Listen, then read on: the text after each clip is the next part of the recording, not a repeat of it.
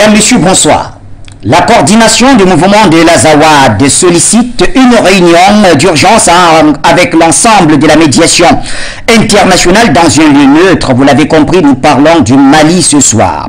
Elle a déclaré dans un communiqué signé par son président Al-Rabas Intallah. Cette demande se justifie toujours selon la rébellion par le besoin d'un examen décisif de la viabilité de l'accord signé en 2015. On parle là de l'accord d'Alger. Il est regrettable d'avouer que l'accord de paix pâtit incontestablement du manque évident d'engagement efficient des parties capitales pour sa mise en œuvre, à savoir les gouvernements successifs du Mali, la médiation algérienne et la communauté internationale garante de son application intégrale. C'est ce qu'avait d'ailleurs précisé dans ce texte le chef du CMA. Eh bien, comprenez-vous cette demande qui survient en ce moment précis? Pourquoi maintenant? D'ailleurs, c'est une question que l'on se pose. Et en quoi les différents gouvernements successifs du Mali sont-ils responsables de la non-fiabilité de ces accords? De toutes les façons, c'est le sujet et vous l'avez compris, on en parle dans quelques instants.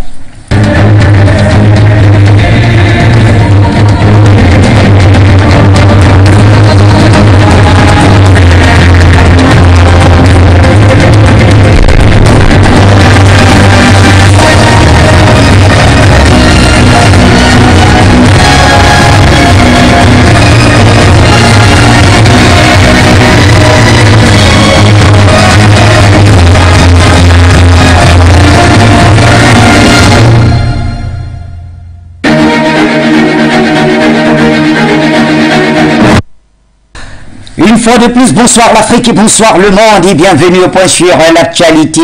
On y va de plein fouet puisque nous allons faire un décrochage dans quelques minutes du côté de Washington DC où nous attendent nos envoyés spéciaux pour nous donner des nouvelles très fraîches du sommet États-Unis-Afrique. En attendant, découvrons notre panel ici. Le consultant permanent, il est toujours là, l'inamovible Jonathan Batengini. Bonsoir Joe.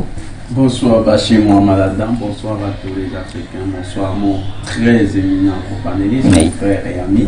Vous allez le présenter, il est quelque part du côté de Kati. Oui, au Mali. Bonsoir à tous les techniciens, la section générale des autorités du Cameroun, particulièrement les forces de sécurité et de défense, qui abattent un travail d'enfer pour maintenir la sécurité dans notre pays et partout également en Afrique. Nous demandons toujours la libération inconditionnelle et sans délai de notre sœur Edith Bucheri-Ballet, qui est en Bastille, en Côte d'Ivoire, pays du dictateur despote sanguinaire d'Abidjan, M. Alassane Dramane Ouattara. Edith Bucheri-Ballet est innocente, elle est accusée de manière fallacieuse par des fonctionnaires corrompus. Courage, tu es une combattante de la vérité, courage Bucheri, courage. Tu mérites cette libération et bientôt tu seras libre comme l'Afrique. Inch'Allah, bientôt libre, hein, Bucheri-Ballet, beaucoup de courage depuis la MACA, maison d'arrêt de correction d'Abidjan, d'où vous nous suivez. Et bien sûr, vous avez parlé de votre très cher ami. Eh bien, c'est votre ami, c'est vrai, et c'est également le nôtre. Frère et ami. Frère et ami, d'accord. Le frère et ami de Jonathan Batengini, c'est donc Issa Diawara, le général en direct de Kati au Mali. Bonsoir, mon général.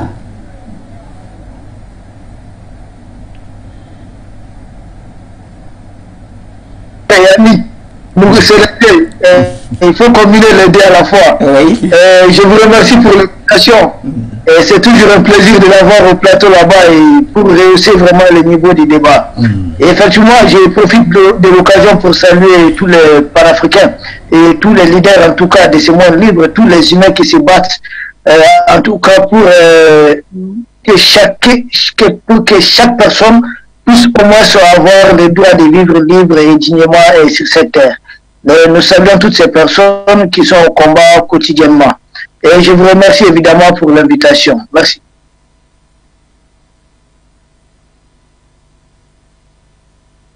Et du CMA, ou plutôt de la CMA, la coordination des mouvements de l'Azawad, qui depuis quelques jours a demandé une réunion urgente en terre neutre, c'est-à-dire hors du Mali, pour essayer de revoir les accords d'Alger. Alors, ce qui nous intéresse ici, c'est de savoir mais pourquoi ces accords d'Alger n'ont jusqu'ici pas été appliqués, où est le problème dans ces accords qui, finalement, selon la coordination des mouvements de l'Azawad, en pâtit, on n'arrive pas quand même à mettre tout cela en application et la CMA accuse pour cela les gouvernements successifs du Mali. Ok, merci beaucoup. Pour vous répondre tout court, d'abord, c'est parce que l'accord d'Alger est inapplicable. On ne peut pas appliquer cet accord. C'est du tout, c'est impossible, quasi impossible. L'accord d'Alger, même aujourd'hui, je le lis, j'ai regardé encore de fond à comble un peu partout. C'est un accord qu'on ne peut tout simplement pas appliquer. L'accord d'Alger, c'est comme un accord de capitulation. Quand vous signez, quand vous perdez une guerre, c'est qu'on vous fait signer. Donc, quand vous vous retrouvez vous-même, vous ne pouvez pas signer. Ils ont fait croire que les Mali avaient perdu la guerre, ce qui n'était pas vrai. Donc, ils ont orchestré cette signature de l'accord d'Alger, effectivement, qui est inapplicable. Et je vais vous dire en quoi, en quelques points. Vous prenez le premier point de l'accord, comme tout accord, tout document de l'accord, et ce qu'on appelle la partie qu'on appelle préambule. Dans le préambule, on met le gouvernement et les mouvements signataires, les groupes armés, sur le même pied d'égalité. Mais cela est inconcevable, M. Bachir. Quand on dit nous, un gouvernement du Mali et les mouvements signataires, nous nous engageons, ça n'a plus de sens. Et donc les mouvements signataires sont des États, constituent des États. C'est un peu ce qu'on veut faire avec le M23 du côté de la RD Congo. Ensuite, vous savez, il y a exigence même, c'est quoi? Les puissants mouvements militaires n'ont pas tout signé. Si par exemple au nord du Mali, vous avez Akmi à l'époque, mais Akmi n'a pas participé à la signature de l'accord d'Alger. Pourtant, Akmi, Al-Qaïda au Maghreb islamique, était vraiment le groupe le plus armé au nord du Mali. Donc, en mettant Akmi de côté, or nous savons que Akmi collabore avec la CEMA. Donc, la CEMA est comme une entité politique de l'Akmi. Donc, de tous les groupes terroristes, la CEMA est l'entité politique. Donc, le Mali doit discuter avec la CEMA et non avec ce qu'on appelle le groupe terroriste armé ou autre, puisque la CEMA même est terroriste. Donc, c'est un peu cela et c'est comme ça qu'il faut comprendre. Autre chose, ils ont fait adhérer de certains mouvements dans le cadre de l'accord. Par exemple, les Américains avaient suspendu Ansar Din Diad Agali. Mais qu'est-ce que les Français font? Il faut changer le nom d'Ansar Din et cela devient un peu HCIA, au Conseil pour l'unicité des Azawad. Mais c'est toujours le même groupe Diad Agali, ce sont ces lieutenants qui sont à la tête de ce mouvement. Il s'agit de Aoussa et autres, de Koussa. Ce sont les hommes Diad Agali qui sont à la tête de ce même mouvement. Donc ça n'a pas de sens en fait. C'est comme si moi je dis, bon, dorénavant, on ne veut plus de Jonathan, mais on change le nom de Jonathan et on le fait baptiser Paul. Oui. Ou bien Aring Abou. Oui. C'est toujours le même Jonathan. Oui. C'est pas ce qui s'est passé avec ça. Les mêmes groupes armés terroristes qui figurent sur la liste des Occidentaux, ce sont les mêmes groupes qui ont été reconvertis, qui ont changé de nom et qui ont pris d'autres noms. Le groupe de Koufa, par exemple, Oui. c'est parti en majorité des centres de ce qu'on appelle Moujao, Oui. mouvement pour l'unicité du Djihad en Afrique de l'Ouest. Donc dans de telles conditions, tout était flou. Et ça, vous allez voir que jamais un convoi des rebelles séparatistes de la CEMA ne sort sur une mine. Il n'y a que l'armée malienne qui monte sur la mine. Et vous n'allez jamais voir la CEMA combattre les terroristes. Je vais continuer. Oui. Vous prenez le titre 1 de l'accord d'Alger. Titre 1, chapitre 1, article 1. Je t'ai envoyé ça. Et notamment le point 2. Qu'est-ce qu'il a dit? Je cite. On parle de la promotion d'un développement équilibré des régions du Mali tenant compte de leur potentialité économique. Ça veut dire quoi? Et cela va un peu plus loin. Et cela veut dire quoi tout simplement, M. Bachir? Ça veut dire qu'on va essayer d'orchestrer un semblant de développement harmonisé au niveau de toutes les régions du Mali. Ce qui est faux. Aujourd'hui, les régions les plus riches du Mali sont appauvries juste pour garder, c'est ça que la France faisait, pour garder le silence de leurs zones de la CEMA. On appauvrissait les régions de Caille, par exemple, et les Sikasso, qui sont les régions les plus riches du Mali actuellement. On les appauvrit on apporte toutes ces richesses pour satisfaire le désir des gens de la CEMA. C'est quand les 5 colonels sont arrivés, c'est eux qui ont dit non. C'est pourquoi la CEMA aujourd'hui est en train de crier, tout simplement parce que le Mali est en train de couper certains avantages. Autre chose, prenez le chapitre 2, toujours le titre 1, chapitre 1, vous avez, pardon, le chapitre 2 du titre 2. On dit de l'appellation Azawad, une réalité socio-culturelle, mémorielle et symbolique. Mais c'est un mensonge, M. Bachir. On ne peut pas appliquer ça, c'est un mensonge. Azawad n'a jamais existé au Mali en tant qu'une entité socio-culturelle, ce n'est pas vrai. Ce n'est pas vrai. De toute l'histoire du Mali, tous les empires du Mali, vous avez 1000 régions, 1000 provinces qui s'appellent Azawad. Ce n'est pas une réalité, c'est faux. C'est quelques anthropologues français qui essaient d'orchestrer ces mensonges. C'est une sorte de Katanga, ceux qui ont tenté à l'indépendance de la RD Congo. Vous vous souvenez de l'histoire de Katanga, M. Bachir. Ils ont voulu faire de cette partie le Katanga du Mali. Et là encore, ça n'a pas passé. Puisque les Occidentaux ont le même logiciel. Et pour aller vite et pour terminer, vous allez prendre par exemple toujours le titre 2, chapitre 3, article 6, on dit, en ce qui concerne les institutions, bien sûr, on dit que le président de la région doit être élu. Et il sera le chef de l'exécutif régional. Ça veut dire quoi? On va élire aussi suffrage direct le chef de l'exécutif régional. Mais que devient le chef de l'État? On élit au suffrage direct le chef de l'exécutif régional. Donc, il ne sera plus nommé par le président. Parce qu'actuellement, les gouverneurs sont nommés par le président de la République. Si le président ne peut plus nommer le gouverneur d'une province et que la province est libre d'élire son chef exécutif. Et ensuite, ce qui est grave encore, ils avaient parlé, ce qui est contradictoire, du développement équilibré des régions. Mais ils vont dire encore que les ressources du Nord doivent appartenir uniquement aux populations du Nord. Et ces ressources doivent bien sûr être gérées par le chef de l'exécutif régional. C'est l'indépendance? Oui, c'est pas l'indépendance. Ça me fait penser au Kyrgyzstan irakien. Ça n'a plus de gens, c'est le Kyrgyzstan irakien. L'État irakien a quel pouvoir aujourd'hui sur Erbil? Aucun. Mais je m'assure, article 12 de l'accord de article 12 du chapitre 5 de l'accord d'Alger, on dit une constitution est établie par une loi entre l'État central, c'est-à-dire le chef de l'État, et le chef, en tout cas les chefs régionaux, les chefs de l'exécutif, le président élu au niveau des régions. Et il s'agit uniquement des régions du Nord, pas les autres régions du Mali. C'est donner une indépendance tranquillement à ces gens. Ce n'est pas de ça que je ne comprends pas. Comment les gens comme les IBK, en tout cas la France, a maintenu coûte que coûte à la tête du Mali, sont parvenus à signer de tels accords. Donc on dit à Bambara que il sera dit bien comme Bademou est là sans fait. Ça veut dire quand le Bambara se retrouve à terre, vous allez voir les cabris monter dessus quoi. Sinon quand le Bambara est sur pied, jamais un cabri ne va s'hasarder, même une chèvre ne va pas oser.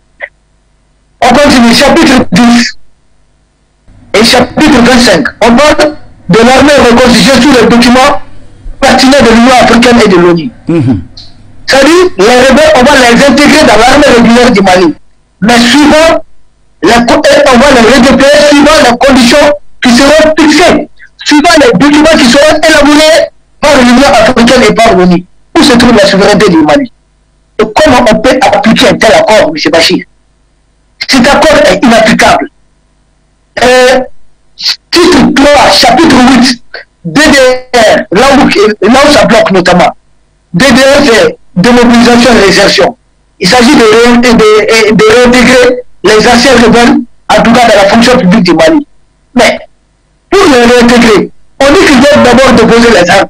Mais ils ont toujours leurs armes, et en ce moment, ils bloquent tout le processus. Ils n'ont pas confiance au colonel Assimi Goïta à ces hommes. Ils ne veulent pas déposer les armes. Au même moment, ils veulent bénéficier de tous les privilèges de l'accord en gardant leurs armes entre leurs mains, en étant toujours armés. Mais c'est du bon sens. Ça ne passe pas. Voici un autre point de blocage de l'application de l'accord. Or, il a été dit qu'à partir de la signature de l'accord, commence la mise en place de DDR, c'est-à-dire processus de démobilisation, n'est-ce pas, et de réinsertion. Mais c'est bloqué. Maintenant, chapitre 11, article 29, on dit que les partis s'engagent à combattre le terrorisme. Est-ce que vous avez une fois entendu que le groupe armé signataire, notamment la SEMA, a tué un seul terroriste? Mais c'est la SEMA même qui est le parrain des terroristes.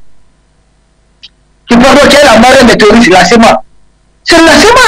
Parce que la nuit, les jours, ils sont les rebelles de la SEMA. La nuit, ils sont des terroristes, ils vont poser des mines. Ils vont poser des bombes contre les FAMA. Et ils sont protégés par les Français routes.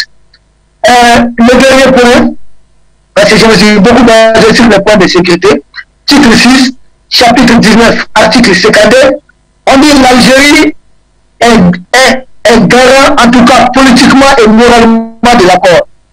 M. Bachir, ça veut dire quoi? Vous demandez à un autre État d'être garant d'un document qui doit établir la paix entre Maliens. Mais le Mali n'appartient pas à l'Algérie. Mais ils sont nos alliés, oui.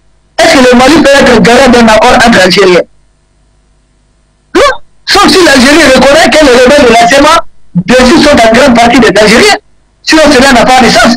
Voici de telles conditions. Et puis, autre blocage, il faut être clair. L'accord a été signé sous IBK. IBK, c'est un valet de la France. C'est lui qui pleurait quand un soldat français mourait ici. Et il ne pleurait jamais quand le Malien tombait. C'est lui que Macron a convaincu, a convoqué pour aller au sommet de Pau. C'est IBK qui a fait signer cet accord bidon, parce que c'est un accord qui a été élaboré entre Alger et Paris. Aujourd'hui, demandez au Mali, au colonel Goïta, aux 5 colonels et aux autres colonels, les Massaouli et autres, d'appliquer cet accord, c'est vraiment inconcevable. Avoir des hommes comme le Shogun Kokara Maïga, Abdel Maïga, leur demander d'appliquer cet accord signé par IBK, il y a un point de blocage. Il faut que les rebelles de la SEMA désarment total, il faut revoir catégoriquement presque tous les points de l'accord. Cela équivaut à quoi? Il faut carrément mettre cet accord dans la poubelle. Je vous remercie. Donc, qui est ressorti ici, la plupart des points qui font problème, Jonathan Batengini, sur cet accord d'Alger qui jusqu'ici n'arrive pas à être mis en application. Tous les gouvernements successifs du Mali depuis 2015, c'est-à-dire le IBK au colonel aujourd'hui Assimi Goïta, personne n'a appliqué ces accords du Mali. Alors comprenez-vous l'appel de la CMA quand elle dit qu'elle veut une autre assise, une réunion urgente en termes neutres? Bon, la CMA d'abord, il faut définir son statut. Mon frère Diawara a bien fait de clarifier les choses. Il a fait avec tellement de limpidité que nous ne pouvons que nous engouffrer dans la brèche pour davantage apporter de l'eau à son moulin. Oui. La CMA, c'est la face visible d'ACMI. La CMA, c'est une organisation qui est sur le chemin de la partition du Mali. Oui. Avec un État de l'Azawad qui est... D'abord, il faut commencer par le nom de ce fameux État. Historiquement, ça renverrait à quelle réalité politique? Historiquement, ça ne renvoie à rien. Le grand empire du Mali et puis les grands empires qui se sont succédés dans le bassin du Mali ne sont pas le reflet, ou bien offrent le reflet d'aucune réalité sociopolitique et socio-historique qui s'appellerait l'Azawad. C'est une construction récente d'avant les indépendances de la jeune française qui avait voulu continuer de garder un territoire hypothéqué, qu'elle savait être très riche et qui pouvait à tout moment être détachée du Mali. Oui. La CMA, c'est donc cette organisation qui joue ce rôle-là, de maintenir ce projet vivant et de le brandir chaque fois que la jeune française est menacée. C'est d'ailleurs pourquoi dans le timing, vous allez remarquer une chose. Ça arrive quand Biden appelle les chefs d'État aux États-Unis. Oui. Ça arrive au moment où le Burkina Faso vient de récupérer 10 villes. On doit clamer les soldats burkinabés. L'armée burkinabé, oui, on a les villes de VDP qui sont là, oui. Samou, Tami, il y a plusieurs autres villes qui ont été récupérées par les militaires burkinabés. Et ils n'ont pas encore engagé les VDP. Oui. Et les VDP, il faut saluer, on avait voulu mobiliser 50 000, on parle de plus de 110 000 à l'heure actuelle, qui ont été, 110 000 volontaires qui se sont déclarés. Nous demandons d'ailleurs aux autorités burkinabées de ne pas, même de continuer avec la sélection, mais de ne pas décourager les autres. Pour tous ceux qui ne seront pas dans le lot des VDP, la défense de la patrie, ne demande pas un salaire. Oui. Nous leur demandons simplement de se constituer en comité de vigilance au sein de leur pays et de faire comme nous réalisons souvent ici quand nous luttons contre le grand banditisme. C'est une petite expérience, c'est une digression, mais ce n'est pas inutile. Nous avons pour habitude de nous organiser en comité de vigilance. Alors là, vous verrez qu'un Bachir qui a fini l'émission rentre et il devient vigile dans son propre quartier. Et on se relaie pour la sécurité du quartier et chacun va chercher sa machette ou son bâton et on a des sifflets. Donc des bandits armés peuvent arriver dans votre quartier et avec des machettes, des bâtons et des sifflets, vous réussissez à les repousser parce que vous avez l'avantage du nombre. Donc les Burkinabés pourraient utiliser cette technique pour mieux contenir et pour rémunérer ou bien pour entretenir le fonctionnement de ces comités de vigilance. Finalement, les populations de quartier se cotisent de l'argent. Oui. Donc ça peut être le mécanisme utilisé et les populations contribuent parce qu'il y a aussi une mobilisation de 100 milliards au Burkina. Donc ça arrive dans ce contexte où les terroristes sont mis en débandade au Mali, sont mis en débandade au niveau du Burkina Faso et où ils ont réussi à recruter près de 300 nouveaux hommes. On ne sait pas où est-ce qu'ils ont recruté ces hommes, mais les mercenaires, ça s'achète très facilement quand vous êtes dans certaines localités. Donc ils ont trouvé 300 nouveaux mercenaires qui disent avoir envoyé dans la zone des Trois Frontières. Nous savons qu'ils seront très vite broyés par les forces de sécurité maliennes, burkinabées, qui sont très aguerris désormais au combat. Donc, vous avez ce contexte-là. Les États-Unis qui veulent prendre la main, la jeune française qui utilise ces mercenaires sur le territoire qu'on appelle les terroristes, et la ZAWAD qui est la CMA, qui est l'organe politique de l'AQMI. Oui. Mais il faut aussi dire une chose. Dans le cadre des accords d'Alger, il y avait un médiateur. Le médiateur, d'ailleurs, c'est le ministre des Affaires étrangères de l'Algérie. Et l'Algérie fait partie des garants de cet accord. Il y a au niveau de l'Algérie une géopolitique qui essaie de dessiner et qui vise à ne pas être très dur avec certains groupes terroristes. Pourquoi? Pour notre part, nous pensons que l'Algérie devrait jouer à un autre jeu. L'Algérie devrait davantage dessiner notre cadre géopolitique dans la sous-région. L'Algérie devrait changer d'option. L'accord d'Alger, à une certaine époque, Alger voyait ça comme étant un moindre mal. Mais il faudrait bien qu'Alger montre aux combattants du CMA ou bien aux leaders du CMA que même s'il est caution du dit accord, le dit accord est un accord pipé d'avance, c'est un accord qui compromet l'avenir du Mali. Et donc, n'ayant pas déjà défendu cet accord auprès des autorités maliennes, Alger devrait tout simplement aussi contribuer à renforcer les dénonciations de Bamako, car Bamako y voit des velléités de sécession qui sont clairement affichées dans un bout de papier. Et Alger devrait davantage amener les leaders du CMA à comprendre que dans une lecture unioniste du Mali, ces derniers ne pourraient pas trouver faveur auprès de ses yeux. Donc, partagez-vous cette inquiétude, pour ne pas dire cette colère de Issa Diawara, qui trouve très incongru qu'un pays assure, soit le garant de l'application d'un accord qui concerne les Maliens entre eux? Sa colère est légitime, dans la mesure où nous, en tant que Maliens, et puis en tant que panafricanistes, avec notre conception de la souveraineté, normalement, quand c'est des questions de sécurité intérieure comme celui-là, c'est l'État concerné qui est le principal garant de l'ordre sur son territoire.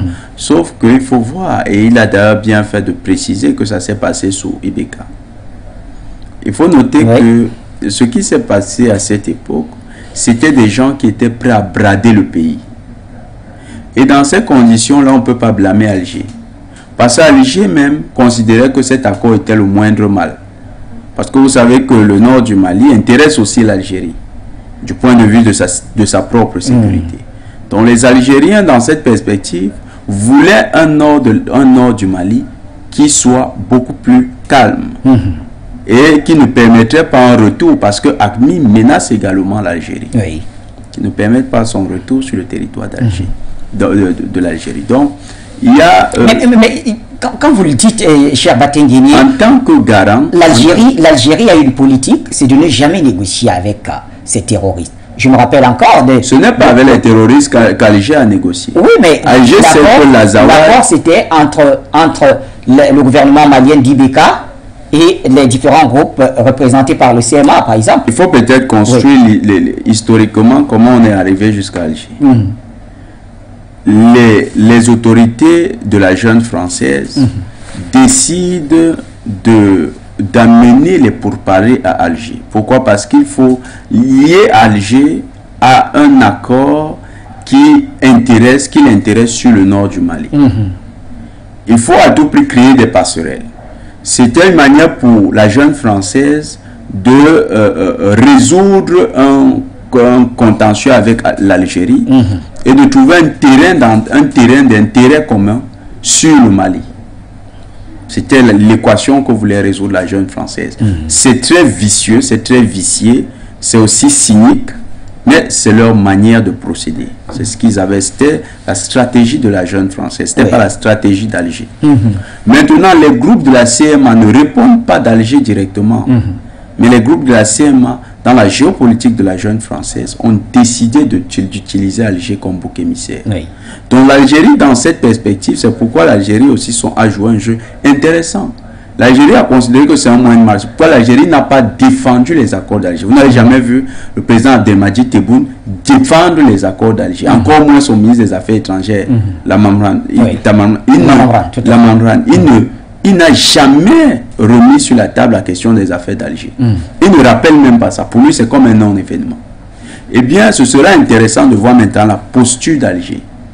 Il faut qu'Alger ramène ces personnes de la CMA à la raison, en leur faisant comprendre qu'il y a certes un accord qui avait été signé, mais l'accord ne correspondait à aucun principe du droit international. C'est un accord illégal qui peut être dénoncé par les autorités maliennes. Et en ce moment, les autorités algériennes pourraient adopter la posture de pression sur la CMA en disant, si les autorités maliennes dénoncent cet accord et refusent de le mettre en branle, nous, en tant que garants, nous allons soutenir la position malienne et nous vous encourageons davantage à rentrer dans les dispositions qui seront prévues par la partie malienne. Très bien. Permettez, Jonathan Batengini, on va décrocher très rapidement du côté de Washington DC, d'où nous attendent nos envoyés spéciaux. Bien sûr, Sike Ndoumbe, chancelier Foncon. Bonsoir, messieurs, bonsoir, madame. À vous de ce côté, Sike Ndoumbe. Alors, nous parlons avec vous du sommet États-Unis-Afrique qui s'est ouvert hier, il faut le rappeler. Quelles sont les nouvelles du sommet?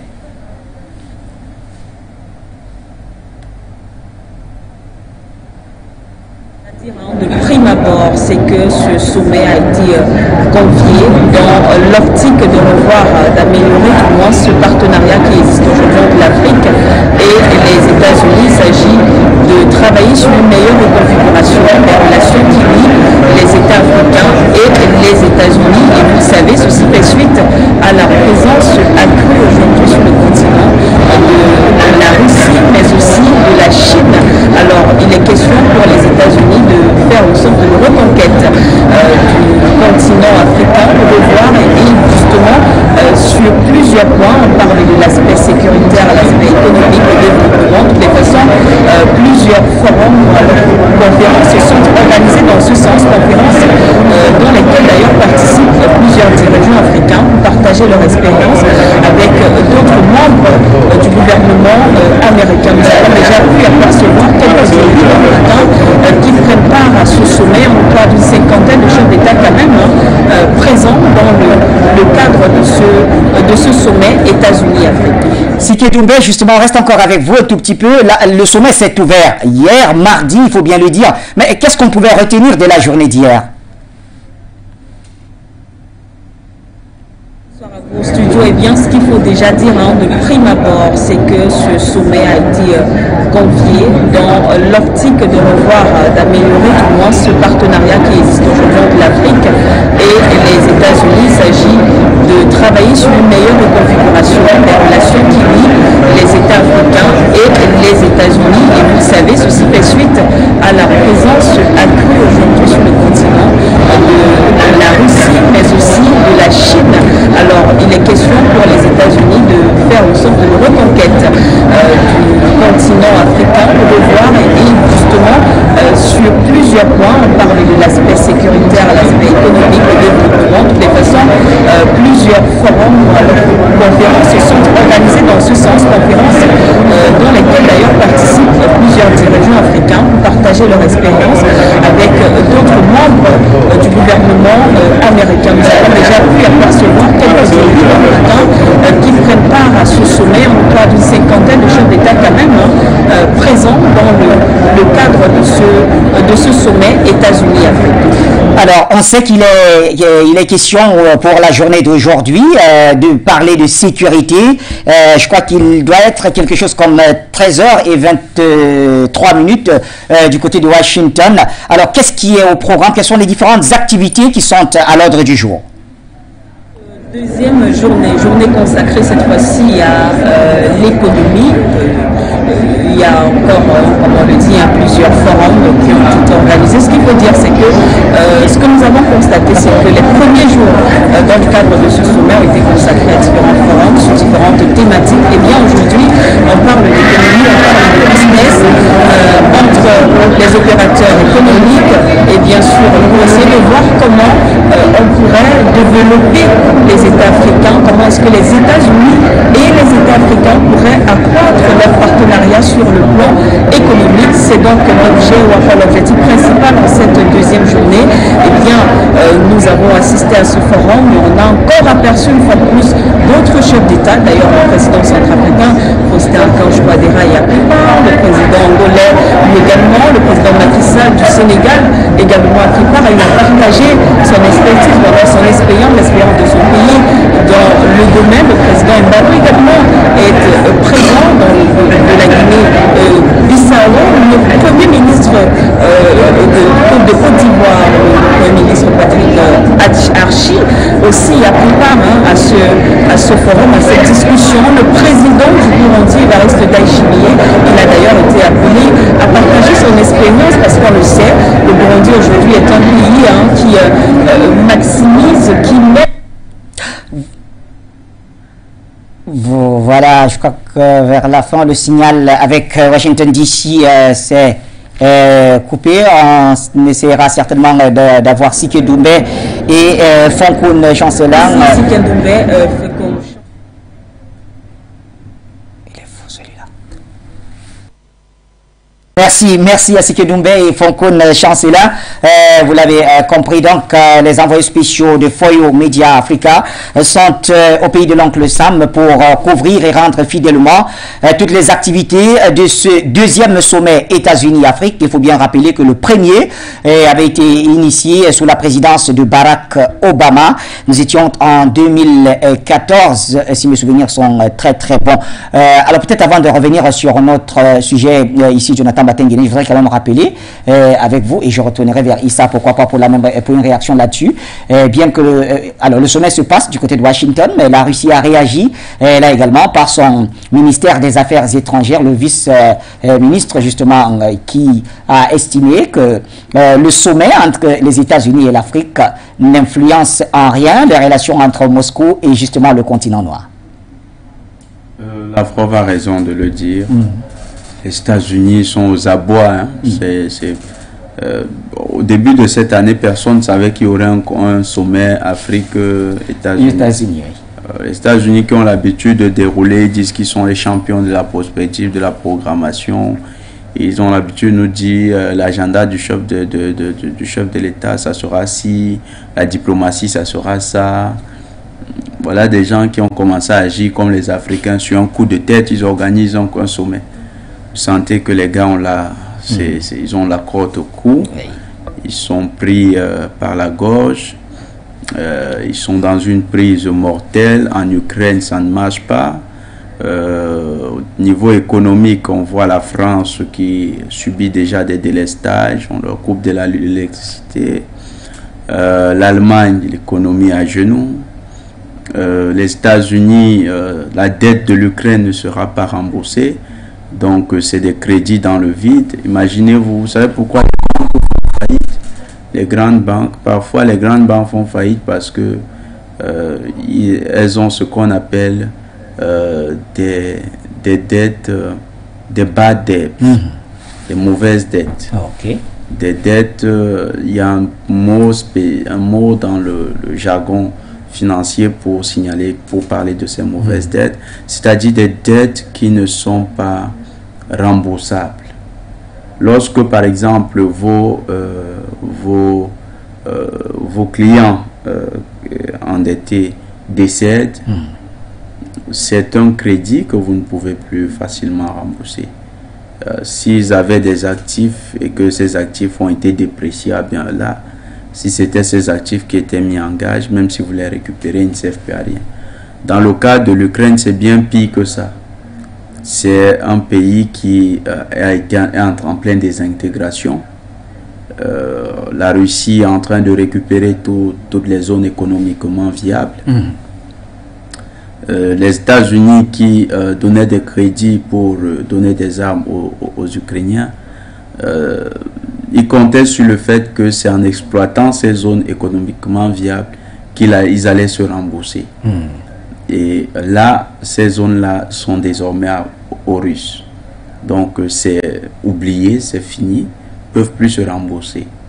Donc, les crédits auxquels ont consenti les États-Unis sont des crédits qui vont endetter davantage l'État états-unien et vont accentuer le taux d'inflation. D'ailleurs, les banques centrales qui sont actionnaires majoritaires de Washington DC, le lieu où les manuels, les nouvelles sikhs sont là-bas, ce n'est pas un lieu anodin, c'est un État à part, mais qui n'est pas compté aux États-Unis. Washington DC, pour ceux qui ne savent pas, c'est Washington District of Columbia. C'est le 53e État des États-Unis, mais qui n'est jamais compté comme un État des États-Unis. Et cet État a sa propre loi, une loi tyrannique, une loi despotique, qui n'est pas compatible avec la loi, la Constitution des États-Unis, mais qui s'applique exceptionnellement sur le territoire de Washington DC. Oui.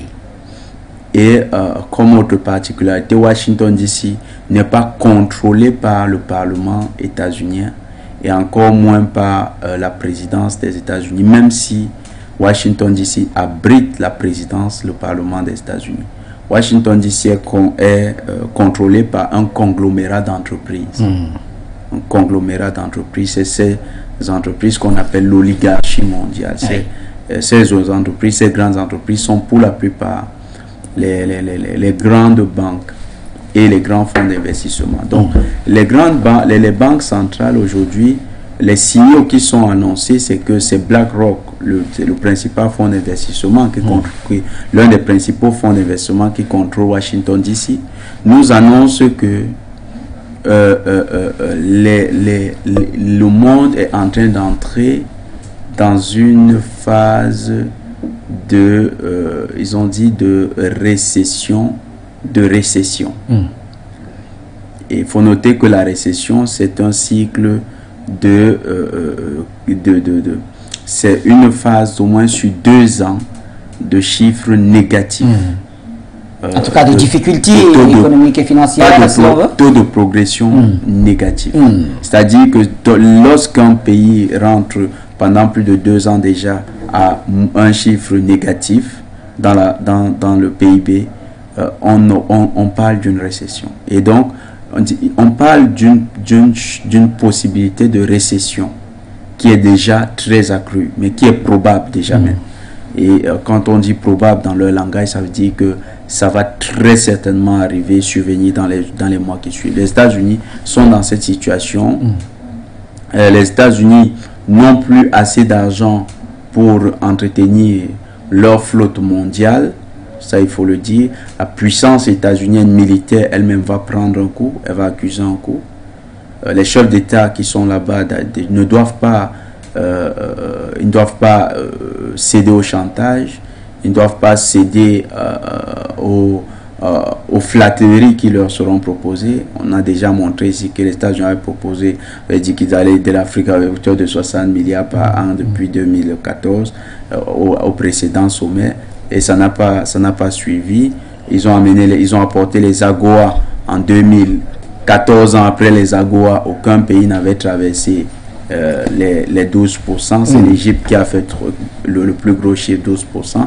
L'Afrique du Sud même n'a pas atteint 10%. Donc nous, les pays subsahariens, on s'est limité, les pays francophones, à 3 et 2%. En tout cas, donc, on reviendra sur cette thématique dans nos prochaines éditions, puisque nos envoyés spéciaux sont sur place du côté de Washington, D.C. On va retourner donc à notre thématique avec vous, Issa Diawara. Général Issa Diawara, alors maintenant, quelle est la position du gouvernement malien vis-à-vis de cet accord d'Alger auquel font appel les dirigeants de la CMA? Ok, merci. Monsieur Bachir, ce qu'il faut retenir, le gouvernement du Mali est patient, très stratège, en tout cas sur cet accord. Il s'agit d'un État, on ne bouscule pas un État comme ça. Ce n'est pas quelques groupes signataires qui vont essayer de bousculer un État. Donc le gouvernement du Mali me semble imperturbable. Et d'ailleurs, c'est ce qui gêne beaucoup du côté de la CEMA. Parce que derrière la CEMA, ce qu'il faut voir, c'est la France. Oui. Et il est très facile pour des gens qui sont limités. Certains Africains qui ne puissent rien comprendre, ou certains nostalgiques, en tout cas de la colonisation, ils vont vous dire, oui, c'est une histoire entre Africains. Oui, mais écoutez, dans toutes les familles, il y a toujours des mauvais enfants. Donc quand vous avez la France a pu localiser les mauvais enfants suite à son passage ici, et on a constitué des rebelles un peu partout en Afrique, c'est pas seulement au Mali, et essaie chaque fois de mettre ces rebelles autour d'une table de négociation avec un gouvernement. Seulement cette fois-ci, la France est tombée sur un gouvernement qui est beaucoup plus souverainiste, un gouvernement qui ne veut pas se laisser faire. Si de tout temps, le logiciel de la France, c'est que la rébellion attaque 2 à 3 camps militaires, ensuite il faut négocier, il faut parvenir à l'accord de paix, il faut partager le pouvoir, il faut affaiblir le pouvoir central, il faut passer les dégâts, se cache tout un tas de trucs. Maintenant, si le gouvernement du Mali actuellement a anticipé, comprend ce qu'il y a derrière tout ça et ne veut pas se laisser faire. Et le gouvernement du Mali reste maître de son calendrier, de son agenda sécuritaire. On est en train de ratisser au centre du Mali, on est en train de nettoyer là-bas, et je pense que le gouvernement du Mali arrivera au temps opportun à faire son ratissage au nord du Mali. Ce n'est pas le petit tapage. Demander un pays neutre. Je ne connais pas un pays neutre dans ce monde. Ça veut dire quoi un pays neutre? Chaque pays penche d'une manière ou d'une autre vers son intérêt. Je ne connais pas un pays qui soit neutre totalement. Ça ne veut rien dire. Les mondes alignés dont on parle, nous savons ce que ça veut dire. Dans ce monde, soit vous êtes allié au bloc occidental, bloc du mal, soit vous êtes allié au bloc qui veut s'émanciper, qui est pour un monde multipolaire, notamment la Russie, la Chine. Les BRICS, c'est tout. Il n'y a pas une position neutre en faveur de qui? Vous allez me dire que la Suisse est neutre, mais c'est là-bas que les bandits occidentaux viennent garder leur argent. En quoi la Suisse est neutre? Est-ce que la Suisse est proche de la Russie? La réponse évidemment c'est non. Maintenant, vous avez, M. Bachir, cette histoire de la CEMA, c'est du banditisme organisé. Au moins que vous et moi nous sommes en train de parler, la CEMA a des ministres dans le gouvernement du Mali. Le même gouvernement dont ils sont en train d'accuser là, ils ont des ministres dedans. Pourquoi leurs ministres ne démissionnent pas? Tout simplement parce qu'ils ont leur part, en tout cas les avantages du ministre, les salaires et autres. Donc ils parviennent, ils trouvent de quoi manger dedans et puis ils ne font pas de bruit. La CEMA est présente dans le gouvernement du Mali. La CEMA est présente dans le CNT, Conseil national des transitions, qui fait office du Parlement. La CEMA est présente dans toutes les institutions. Mais là, ça ne fait pas de bruit. Et si souvent ils ont fait, ils commencent à faire des tapages. Vous savez, il faut sonner la fin de la récréation. Et ensuite, pour terminer, avec cette histoire de la CEMA, vous savez, le contexte de la signature de cet accord, j'en ai parlé, je n'ai pas revenu là-dessus. Quand on signait cet accord, l'Algérie avait peur d'avoir le Mali allié à la France contre elle, à ses frontières. Et vous voyez comment la France a implanté ses bases. La base de Gossi, par exemple, une très grande base, non loin des frontières algériennes. Donc, c'était une façon de menacer l'Algérie. En Libye, vous avez les troupes de l'OTAN qui ne s'attendent pas avec l'Algérie. Du côté du Niger, vous avez des bases de drones des Américains hautes. Le Niger fait frontière avec l'Algérie. La Libye fait frontière avec l'Algérie, où vous avez l'OTAN. Vous avez l'OTAN au Niger, pardonnez-moi, et vous en avez qui encore était en train de se planter au Mali. Et cet accord d'Alger a permis à la France de faire venir ce qu'on appelait les forces Takuba. C'est-à-dire toutes les forces spéciales de l'Union européenne. Jusqu'à ce que les Mali disent non. Donc l'Algérie n'avait autre ici, peut-être que de procéder ainsi. Maintenant, la donne a changé. Ce n'est plus le Mali d'Ibeka allié à la France contre l'Algérie. Maintenant, vous avez le Mali allié à la Russie, bien sûr, contre cette présence militaire de la France, et bien sûr le Mali allié à l'Algérie. Donc les rebelles là, la SEMA se retrouve maintenant prise en tenaille. D'où tous ces bruits-là. Donc le gouvernement du Mali est imperturbable, bien sûr. Un petit souci avec la liaison du côté de Cathy.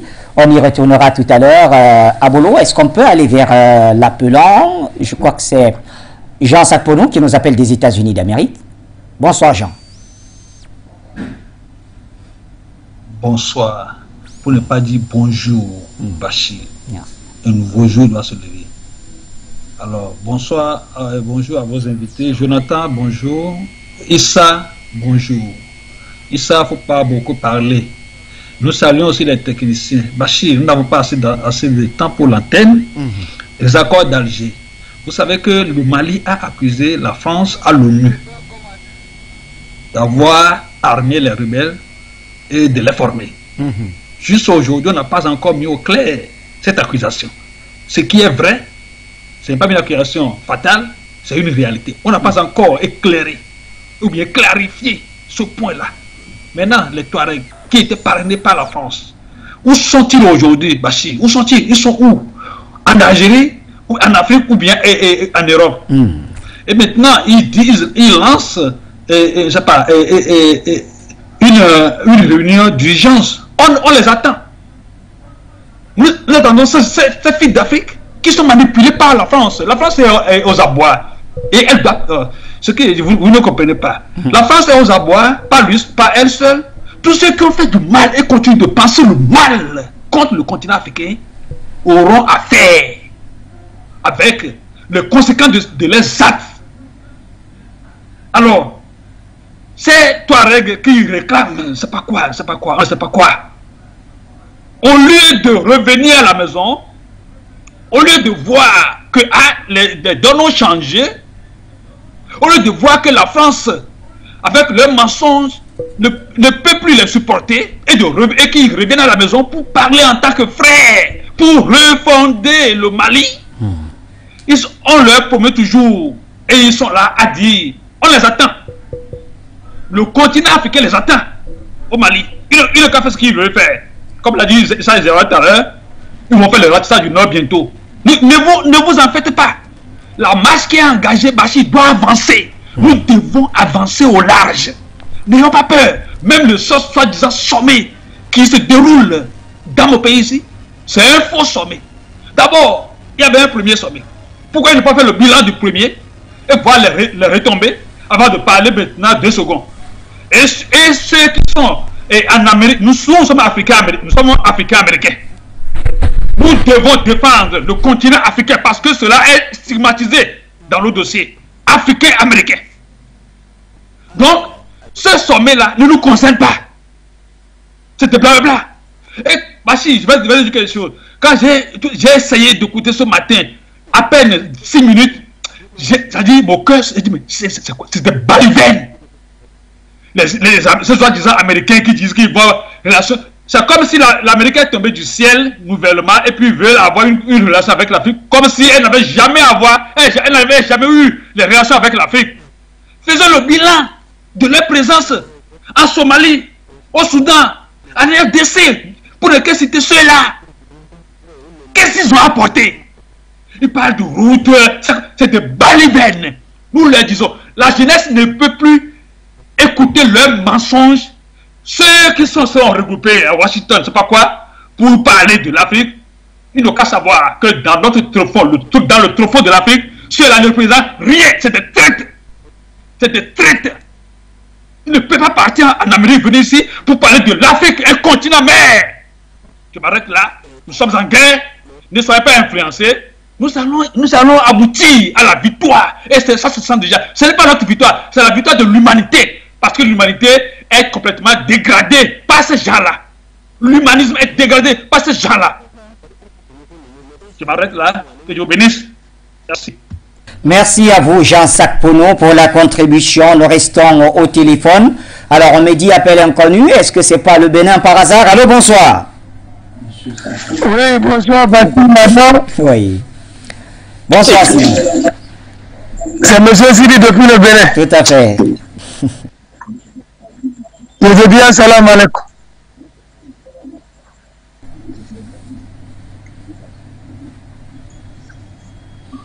Je salue Jonathan Batengere. Je salue tout le plateau. Je suis très très content du thème, on le dit, qui est en train d'être développé. Vous savez, comme le disait l'écrivain congolais Guy Menga dans la mamie de Kokambala, le sort des mauvaises herbes d'être brûlé, Bachir. Nous sommes en train de remarquer malheureusement que nos frères sont devenus nos ennemis et qu'ils n'ont que la peau noire mais avec un cerveau blanc. Bachir, je vais commencer par cette affaire d'Azawad, qui me coûte trop à cœur avant de revenir pour la réunion de Washington. Parce que vous voyez, aucun accord ne tiendra encore contre les intérêts qu'on appelle du peuple malien. Jamais. Aucun accord. Aussi grand qu'il soit. La partition, ou bien, c'est-à-dire la partition du Mali, ou bien la balkanisation du Mali, comme ça a été fait de l'autre côté, en 1892, de l'autre côté, en Allemagne, ne se fera plus. Ces imbéciles, ces idiots, qui ne comprennent pas, qui se font manipuler par les forces obscurantistes, en l'occurrence les Français, ne peuvent plus nous tromper. Nous sommes en guerre. S'ils ne comprennent pas ça, nous on le comprend. En tant qu'Africains sérieux, l'heure est la révolte et à la résistance.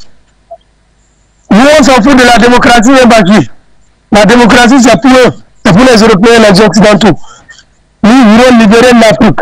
Si ce mouvement terroriste au Mali, je dis bien le mouvement terroriste au Mali qui a reçu tout dernièrement des financements et qui veut réagir, si c'est ça, ils veulent réagir, vous allez répondre à la hauteur de la provocation.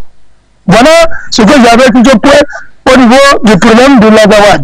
En ce qui concerne la réunion de Washington, comme j'ai l'habitude de le dire, nous allons quitter les ténèbres pour la lumière. Parce que un à un, on verra qui est démocrate, qui suit les Occidentaux et qui veut vraiment libérer l'Afrique. Pour les présidents sérieux ne se retrouvent pas de l'autre côté Bachir. La conclusion est très claire. Ils vont venir nous retrouver ici, en Afrique là. Ils n'ont qu'à aller comploter en Europe, aux États-Unis, avec les Blancs. Ils vont revenir nous retrouver ici en Afrique. Et puis ensuite, l'éveil des consciences est déjà là. Et on n'a peur de rien. Ils vont nous organiser 10 000 familles. Mais vas-y, le sommet de Montpellier, ça servi à quoi? C'est que la distraction, c'est juste pour nous distraire. Même les États-Unis ne nous font plus peur. Nous sommes en guerre. Je vous remercie. Vous pouvez bâcher, que Dieu vous bénisse. Nous sommes en guerre. Merci à vous également, très cher Sidi, depuis le Bénin. Et nous saluons également votre ami c'est Awal, je crois bien, qui est certainement en train de suivre cette émission. On va rester au téléphone avec notre appelant, c'est Abou d'Angleterre. Abou, bonsoir. Bonsoir, mon très cher frère Bachir Ladan. Je suis tellement content de vous voir ce soir, sans te saluer avec beaucoup de déférence. Et Bachir, je persiste, vous êtes le meilleur journaliste du monde. Je salue vos invités de marque, le brillantissime Jonathan Batengele et le combattant intrépide Issa Diawara depuis le Mali. Nous les appelons les techniciens. Et une fois que j'ai dit cela, en ce qui concerne la problématique de ce soir, Bachi, on va se répéter encore une fois de plus, parce que pour nous qui vivons en Occident, on sait qu'on ne discute jamais avec les terroristes. Et en plus de cela, État ivoirien, compte tenu de ce qu'on appelle l'expérience ivoirienne, en discutant avec les terroristes, parce que nous appelons terroristes tous ceux qui prennent des armes pour des fins politiques. C'est-à-dire qu'ils menacent avec des armes, donc la terreur, pour aboutir à leur agenda politique. Pour nous, ce sont des terroristes. Et ce sont disons Touaregs qui, eux, ne pouvaient même pas défendre au Mali quand ils étaient avec les Assadines. Assadine les avait chassés, les MLA. Et la France est venue combattre Assadine et les a repositionnés encore. Donc, ce sont des oppositions, une opposition organisée par la France, donc des soi-disant djihadistes ou voilà, organisés par la France. Donc, on ne discute pas avec ceux-là et on dit que le temps de la discussion est passé. Ils ont été battus sur le plan militaire, donc cela on va s'en tenir. On fait comme en Occident ici. En Occident ici, on ne discute jamais avec les terroristes. On a vu partout en Occident où les gens demandent la sécession, ils sont combattus partout en France, en Espagne, ici même en Angleterre, on a vu avec l'Irlande et tout et tout. Donc c'est quelque chose qui n'est pas pardonnable en Occident. De facto, ce n'est pas pardonnable en Afrique. C'est pas parce que nous sommes africains que nous devons accepter l'inacceptable. Donc, ces Touaregs-là, ils sont dépassés par le temps. Ils vivent dans une autre époque.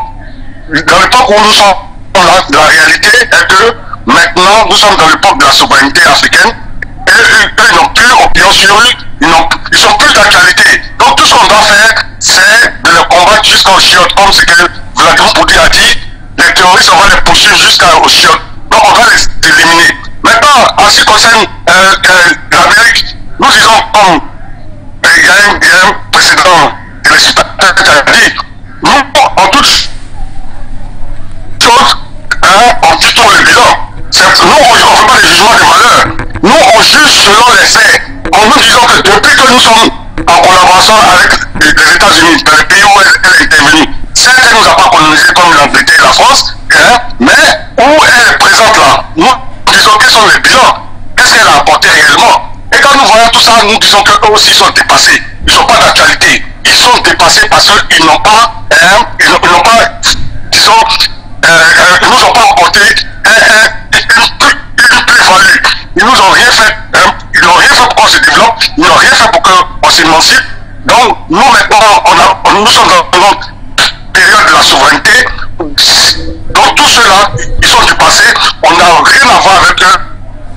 Point barre, nous sommes libres de choisir nos partenaires, et nos partenaires que nous avons choisis, c'est la Russie. C'est M. Abou, depuis l'Angleterre. Bye bye, Fama, bye bye. Merci à vous, Monsieur Abou, depuis l'Angleterre, pour la contribution, et vous avez fait bien de chuter à ce niveau, puisque c'est également l'heure qui est arrivée, où nous devons céder l'antenne au grand journal de Foyou. Mais Jonathan Batengene, avec vous, on va conclure définitivement. Issa Diawara reviendra certainement sur ce sujet avec d'autres arguments un peu encore plus pointus. Est-ce que, pour sortir, relancer le débat sur l'accord d'Alger comme le fait la CMA n'est pas une manière de mettre la pression sur le gouvernement malien, pour ne pas dire une manière de relancer par là ou d'accentuer les menaces terroristes sur le pays? Non, c'est pas... L'accentuation de la menace terroriste est déjà là. Ce n'est pas ça. Oui. Plutôt, c'est un indicateur pour nous. D'accord. Qui était le ministre qui le plus rappelait les accords d'Alger? Jean-Yves Le Drian, oui. La Jeune Française. Qui est le président qui le plus rappelle les accords d'Alger? Emmanuel Macron, La Jeune Française. Ça veut dire quoi? La CMA reprend le narratif de La Jeune Française. Que disait La Jeune Française quand elle menaçait en disant « je ne quitte pas le Mali » c'est que si on quitte, la ZAWAD va se créer. C'est essentiellement ça. C'est-à-dire que c'est la mise en application du plan des velléités de partition du Mali. Vu que les terroristes sont de plus en plus neutralisés, vu que la jeune française perd pied à tous les niveaux dans son combat, la dernière partie du plan, le dernier élément qui lui reste, c'est de procéder et de mettre en application ce plan de partition du Mali. Et c'est ça qui est essentiellement enclenché.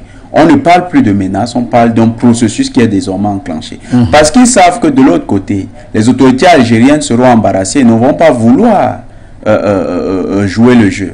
Mais ce que nous allons demander simplement aux autorités algériennes, il faut qu'elles soient très claires avec ces gens, qu'elles leur fassent comprendre que désormais il y a un gouvernement assez responsable et ce gouvernement a le soutien d'Alger, donc que cette coordination se rapproche des autorités de son pays et travaille en bonne intelligence avec les autorités de son pays pour lutter contre la seule menace qui pèse contre ce pays, c'est-à-dire le terrorisme. Si ces acteurs ne cherchent pas des solutions avec les autorités maliennes, eh bien ces acteurs deviennent également les ennemis d'Alger. Ça sera une manière de leur dire, si vous essayez d'enclencher le processus, puisque c'est une frontière commune et les autorités algériennes veulent se prémunir d'un risque, c'est un risque boomerang, eh bien l'exemple camerounais avec le Biafra sera très utile. Puisque le Cameroun n'a pas soutenu la sécession du Biafra, eh bien, le Nigeria a été en confiance avec le Cameroun pour lutter contre les terroristes de Boko Haram et a apporté son soutien au Cameroun pour lutter contre les sécessionnistes ambazoniens. Donc, la réciproque également peut se poser au niveau de l'Algérie, c'est-à-dire que puisque les autorités algériennes ne se sont pas montrées favorables aux sécessionnistes, les autorités maliennes seront donc plus regardantes sur la sécurité du sud-est de l'Algérie.